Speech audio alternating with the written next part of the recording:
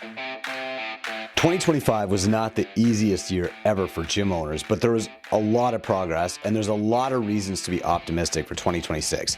I'm Chris Cooper. This is Run a Profitable Gym. And today I'm going to give you some reasons for hope in 2026 using data from our State of the Industry 2025 guide and some of the current trends that I've been exposed to around the industry. So the first reason to be optimistic about 2026 is that revenue is up across all gym types according to the data in our State of the Industry guide. Median monthly revenue increased from about $17,000 last year in small group gyms to $18,750 this year. Median monthly revenue increased from $11,000 to $16,000 in one-on-one personal training gyms. That's a huge jump. And median monthly revenue increased from $13,000 to $16,000 in big group training gyms. So that's really amazing. We're starting to see like revenue growth kind of across all segments of the industry. That means that the market is growing despite economic concerns in a lot of places. People still want fitness, but they're more selective about where they invest their money, which means this isn't a shrinking industry. It's a growing one. You know, I can remember years ago, 2008 actually, one of my clients was a financial advisor and she said, Chris, when this market goes down, you're toast, buddy. Nobody's going to be buying gym memberships. And she was right about the gym memberships, but she was wrong about coaching. In times of financial challenges, premium services actually go up in sales. That's why people buy more supplements, even when the grocery prices go up. And it's why people don't stop buying personal training when gym memberships are going down too. That leads me to point two. Personal training is recession proof. During financial downturns, as I just said, gym memberships tend to get canceled, but personal training holds or even grows. When money gets tight, people tend to cut the things that feel optional in their lives, but they keep the things that feel essential, and personal training, when done right, feels essential. So your strategy going into 2026 is stop trying to compete as the cheapest gym. Focus on being the most personal experience, human to human. Use any economic downturn or any challenge, be it for your town, your state, your country, the world, as an excuse to build up your personal training and small group personal training. Point three, another reason to be optimistic about 2026 is that Hyrox is showing us how to make competition accessible and a valid retention tool. So when CrossFit took over, they kind of had this 80-20 rule. And I'm talking about, back in the start of its rise to peak popularity, 2003 through 2008. That meant that it would take 20% of movements from different disciplines, but they were the 20% that were used the most 80% of the time. So it's an 80-20 rule. For example, CrossFit took like the basic kettlebell swing and the 2 kettlebell snatches and the kettlebell press.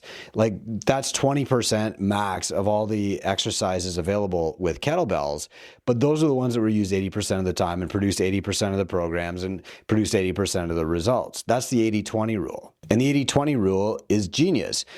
But when you apply that to competition, CrossFit's like constantly varied nature make competition inaccessible for most gym people because you just had to be great at everything. You couldn't have any weak links at all. Gymnastics, weightlifting, rowing, everything, right? Swimming. And so that meant that gym members couldn't train confidently for unknown events. And, while most of my members would never want to do a CrossFit event, back in 2009, we could confidently send 10 people to, a throwdown or a competition and expect them that they might actually do well. But now none of my members could ever even dream of competing in a CrossFit competition. The Hyrox solution, and this is a good lesson even if you're not a CrossFit gym, is to take the CrossFit intensity and proven movements and add predictability. It's like a marathon. The challenge doesn't change, so people can train for it. They know what to expect, and they can work backward from that goal to build up to it. Still, most of my members could never compete in a CrossFit competition today, but most could do Hyrox right now if they wanted to. This is a great benefit for gyms because number one, it's a client acquisition tool. It's actually drawing people into gyms. We have the data to show that. It's also a retention tool. There's this critical 1 year mark when your clients are hitting their goals and they're trying to think of like, what's next, and they're trying to see kind of a next level. Hyrox is actually great for that. And it's also a revenue multiplier. You can charge separately for Hyrox. It's a different program. You can have specific classes. You can also sell personal training and nutrition coaching around it. So it's a clear ROI. $130 a month investment with really measurable returns if you know how to do it right. And that's a great reason to be optimistic. Another reason to be optimistic, especially if you're in kind of the CrossFit space, but even if you're not, MetFix could, I think, save CrossFit. CrossFit's got a mission problem right now. It lost direction after about 2018. The whole campaign of like fighting big sugar united affiliates around a common enemy, but now that's gone. And without a unifying mission, CrossFit became another workout methodology. Maybe it's our favorite, but in the eyes of the consumer, it's not that different from, Orange Theory or whatever. MetFix is different though, because it brings back a unifying mission, which is fighting metabolic disease. It has, this time though, a community-driven genius. So unlike CrossFit, where all the genius lived in Greg Glassman's head and was kind of bestowed downward to the rest of us, MetFix's genius kind of emerges from the community. Right now, the community of MetFix affiliates is building tools and graphics, and they are the ones simplifying the message themselves. And it kind of feels like the genesis of something big, and it's community-driven rather than Greg-driven, and there's nothing wrong with it coming from a guru, but this feels like it's going to have great staying power. Movements succeed when people feel ownership, and MetFix gives gym owners and coaches the ability to contribute, not just consume the basic points. And so while the path to ROI with MetFix affiliation right now is not super duper clear, we're working on that, and we're working with MetFix and within MetFix to help clarify that for gym owners too. So I'm excited about it, and I think there's a lot of reason to be optimistic about the future. Earlier I said like MetFix might save CrossFit. The reason is that MetFix and CrossFit are not competitors. Greg in person with me in Cleveland last weekend said, I'm not going to touch the exercise piece. I can never do better than what I did with CrossFit. It's great. Like it does not need change. Now we're working on the metabolic piece that's more focused on nutrition. And his hope is that every gym goes out and gets CrossFit certifications to teach the fitness piece and works, as a MetFix affiliate also to bring in the whole package. So that was reason 4 to be optimistic in 2026. Reason 5 is that small group personal training economics work better than expected. Look, when we publish our state of the industry data, it's not because I'm trying to prove a point and I'm not grinding my own axe here. The data reveals the trends and the knowledge and the best practices instead of just reinforcing or trying to prove what I'm saying. And so what's really interesting here about small group personal training data in this year's state of the industry is that lead gen data, and we're talking about like median leads per month, is almost identical for small group as for big group. So small group was generating like almost 20 leads a month. Big group was generating only about 13, and one-on-one was generating about 10. But what's really crazy and what's really close is the set and close rate. So the small group set rate, the number of people that go on your website and book an appointment to come and talk to you, was 30%, and their close rate was 60%. But the big group rate, so CrossFit, Fit Body Boot Camp, HIIT training, kettlebell, whatever, was almost identical. So small group set rate, I said 30% of people are going on your website, booking an appointment. Big group, CrossFit, HIIT, boot camp, whatever, 33%, almost the same. And close rate was almost identical too. So small group set rate, set rate 30%, close rate 60%. Big group set rate 33%, close rate 62.5%. People are not buying, or they're not more likely to buy when they come in a big group gym. And what's really interesting here, I think this is the key insight, is that while small group training gyms are tending to get more leads, the ads are almost exactly the same. So here's what this means. Small group gyms get, about the same number of leads as big group gyms, maybe slightly more, but they're mostly running the exact same ads. So it's the same people coming in. And that means that the same marketing is attracting the same people to small group training as it is to big group training, right? And then what's wild is that their appointment booking rate is almost identical and their purchase rate is almost identical. That means that price is not the objection, except in the gym owner's head. The clients don't know when they're coming in if they're signing up for small group personal training or big group or whatever. So they don't have this preconceived notion. They're not pre-filtered for price. They're coming in, they're presented with a solution, and the same rate of people are signing up. Now, some of this too is that people who are doing small group personal training are probably better at selling their package, because there's still a lot of big group training gyms who confuse doing a free trial with actually coaching somebody to change their life.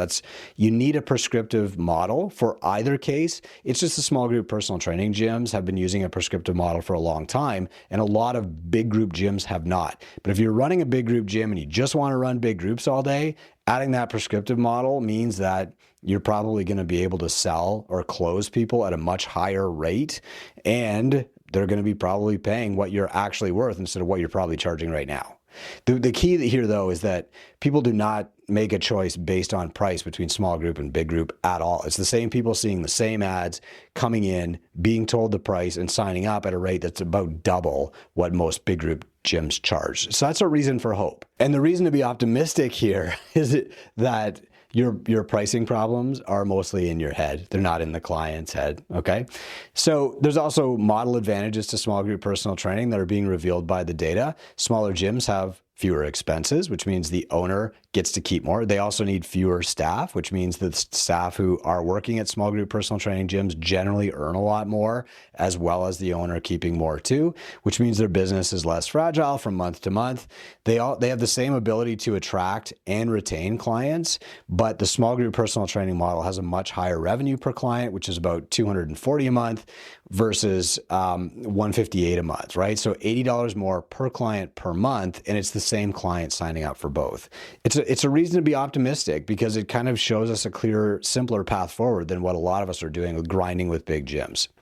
The sixth reason to be optimistic is that the floor is rising. What this means is that even the struggling gyms are doing better than they were a year ago. The bottom tier of gyms is climbing. So if you look at the big group model, the bottom tier last year was doing about $11,500 a month, and now they're doing $13,000 and $13,500 a month, which is a 17% increase. The worst gyms are still growing by about 17%. That's great. That's actually outperforming the S&P 500 index, right? That's good. It means that the entrepreneurs in the fitness industry are getting better because that's what causes that increase.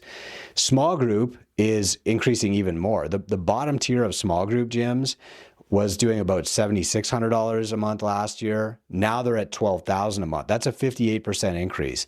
And that's because the small group personal training gyms are really starting to get their act together. And because they have fewer expenses and fewer staff, they can change the trajectory and grow so much faster. The one-on-one gyms saw their bottom tier improve significantly as well, because a lot of those gyms that work with us now are switching to small group. And so instead of just selling their time an hour at a time, they're putting people together and doubling their income. This is great reason to be optimistic because it's stuff that you can do. If you own a one-on-one gym, you can start working on semi-private or small group. If you own a big group gym, you can start working on like semi-private and building that up. Like they meet in the middle.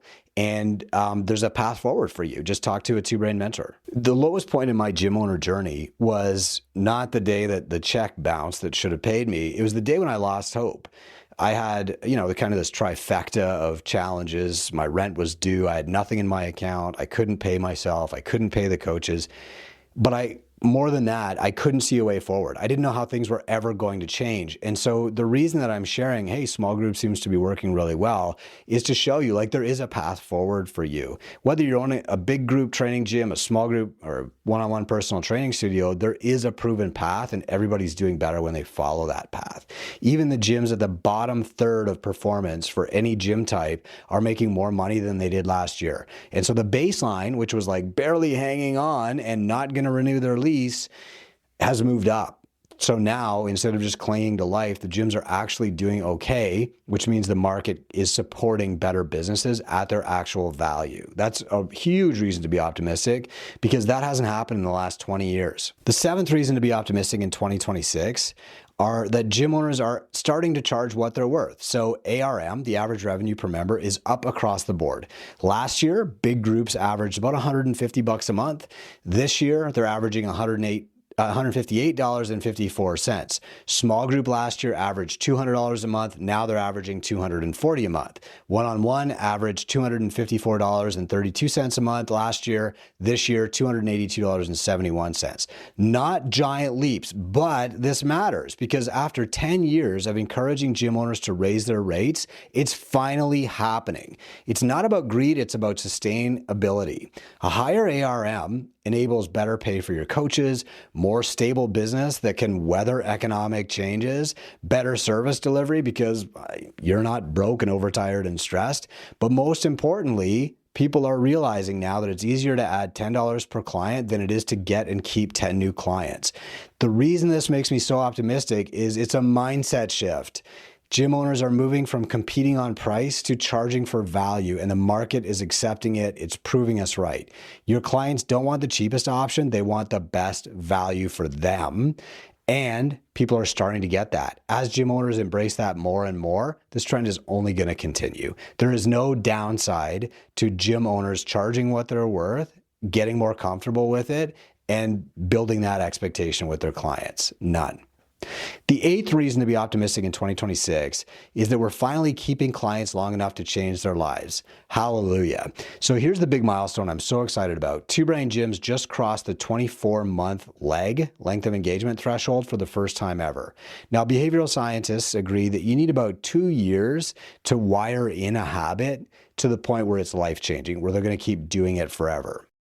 So this really, really matters because for clients, it means they're staying long enough at your gym for the transformation to actually stick. They're not just getting fit for a few months or trying something out. They're changing their lives. For your business, it matters because increasing leg by just 2 months can equal an extra $30,000 in income for the average gym owner. And for the industry, it matters because we're no longer just churning people through memberships. Buying a gym membership used to be this bait and switch where you'd try to sign people up to this long-term contract knowing they'd be out by March 17th, which is like quitting day for gyms. And instead, the retention rate data shows a 93.8% monthly retention overall now. So the big picture is we're not just selling fitness classes and choreography on the bike anymore. We're actually delivering long-term health outcomes. And that's what we all got in this business to do. Now I'm going to just pause on the narrative here. 24-month leg might seem low to you. And if you're not measuring your length of engagement accurately, you might think that's super low. Well, my average leg is 5 years, right? I hear this all the time. The reality here is that if you say that your average leg is 5 years or even 4 years, it means you're probably not getting enough new clients. And everybody's been with you for a very long time, which means you've probably never increased your rates and you're probably still delivering everything yourself. You don't have a real business yet. The industry average 2 years ago for leg was like 8 months. Last year was about 13 months. That's more realistic. If you look around your gym at the people who joined in the last 2 years and ask yourself, like, how long are they staying? They're not the 5-year clients. They're really about 2 years. And if you look at all the clients you've had over time, instead of just the outliers who are around after 5 years, you're going to find the average is probably under a year.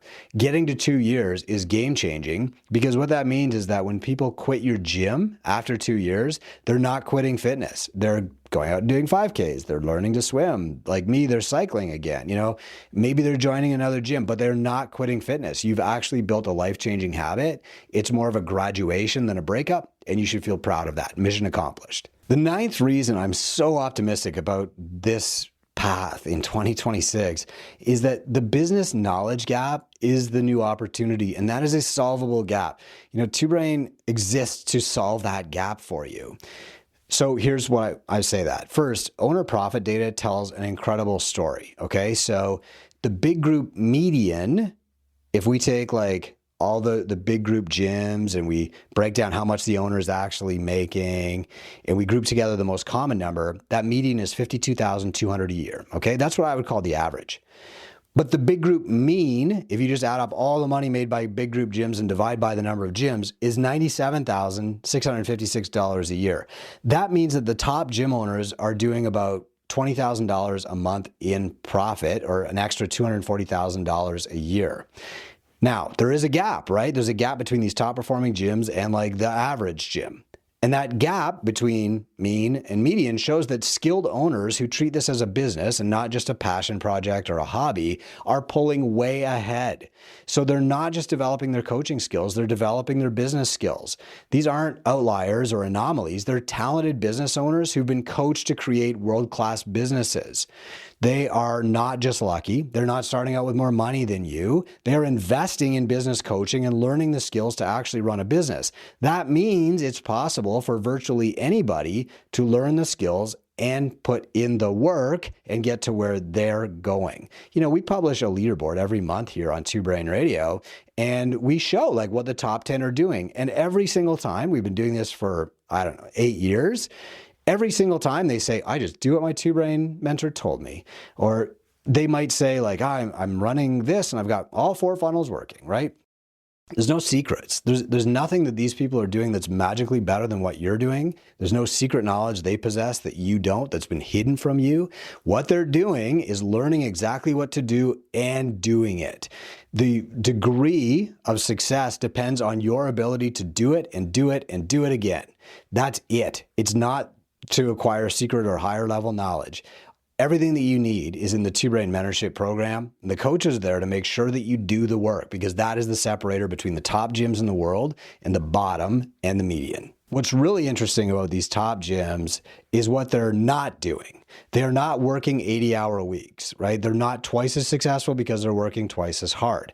They're not underpaying staff. They're not twice as profitable because they're twice as greedy. They're not using bait and switch tactics. There's no secret marketing recipe that they're trying and it's going to fade away in 6 months. They're not burning themselves out. What they are doing is they're taking a scientific approach to business. They're looking at their numbers regularly. They're building skills through mentorship. They're using their staff to grow their businesses instead of trying to do everything themselves. That presents an amazing opportunity for you, which is the professionalization of gym ownership. And this also means that like the opportunity has never been bigger in the fitness space for those who are willing to learn the business side. You don't need to be the best coach in the world. You just need to be good at owning a gym. I mean, if you're a B+ coach who's also a B+ gym owner, you're going to be in the top 10% of gym owners worldwide, because most gym owners are an A+ coach and a D+ or C- gym owner. And they never, ever realize the value of their skills. The 10th reason I'm so optimistic about 2026 is that AI is our tool, not our competitor. Okay, so the gap in trust with using AI is growing. A lot of gym owners are kind of worried about AI, like, geez, I just saw Copilot now does like this video on training session where it's analyzing. But consumer trust in organizations that are managing personal data has dropped sharply. Over 17% of consumers have full trust in organizations that are handling their identity data. And even as AI usage jumped from 41% to 68% of consumers in 1 year, less than half of those consumers now believe the benefits of online services outweigh their privacy concerns. And this is the lowest level it's been since 2019. That means that your ideal client wants humans. They want interaction. Your ideal clients, the people who are stable in their career, they're over 30, like they're probably landed with a family, they're busy with their kids. They are the most skeptical of AI trainers. 68% of older adults are concerned that AI might reduce human interactions. And among older adults who used AI for health information, 47% said human interaction would be better. A striking 80% of AI non-adopters prefer interacting with people over machines, and 53% say they need to feel accountable to another human for this to work. So this is a double win for gym owners. First, you can still use AI behind the scenes. Let AI tools generate your marketing content, adjust your ads, auto-send messages, and even help write your programming. It makes you more efficient and frees you up for the human stuff that your clients want to buy. And that means that you can be the human in front of your clients, because your clients knows that the website chatbot is automated. They know your emails might be automatically generated or at least sent. They might even suspect that you use AI for your programming, but they want to believe that you are checking it, altering it, tailoring it, filtering it as a human. And the bottom line here is that we can use AI as tools without fearing AI as our replacement. We can be AI's master, not its competitor. Your clients don't want a robot coach. They want a human who's smart enough to use robots to deliver better coaching, and that's you. I personally think that fitness is uniquely positioned to use AI here instead of competing with it, because research shows that older adults emphasize the irreplaceable role of human expertise and interaction in healthcare, highlighting that AI should be integrated as a supportive tool alongside providers, not as a replacement. That's us, that's physicians, that's nurses, that's paramedics. We're not just selling workouts, we're selling human accountability, connection, and expertise. And AI should make us better at that by taking the other stuff off our plate instead of making us obsolete. More and more gym owners are acting on these tactics. A lot of gym owners listen to this podcast. They get our free resources. They read our blog every single day. 40,000 people read our blog every day. Thank you. The ones who take action are seeing dramatic results. And that's why you're starting to see them like pull away. The great thing though is that the entire industry is being pulled along with them as some people learn, but more slowly. The industry is growing. Revenue is up. Gym owners are charging what they're worth. We're keeping clients long enough to change their lives. New ideas like Hyrox and MetFix are creating a lot of energy. The business knowledge gap means that there's room to grow if you're willing to learn and act on your knowledge. And AI is a tool that makes us better, not a competitor that replaces us. The opportunity has never been bigger for gym owners who are willing to charge what they're worth, learn how to run a business, use modern tools intelligently, and then focus on being the human being that their clients need. Here's to 2026. I hope it's your best year ever.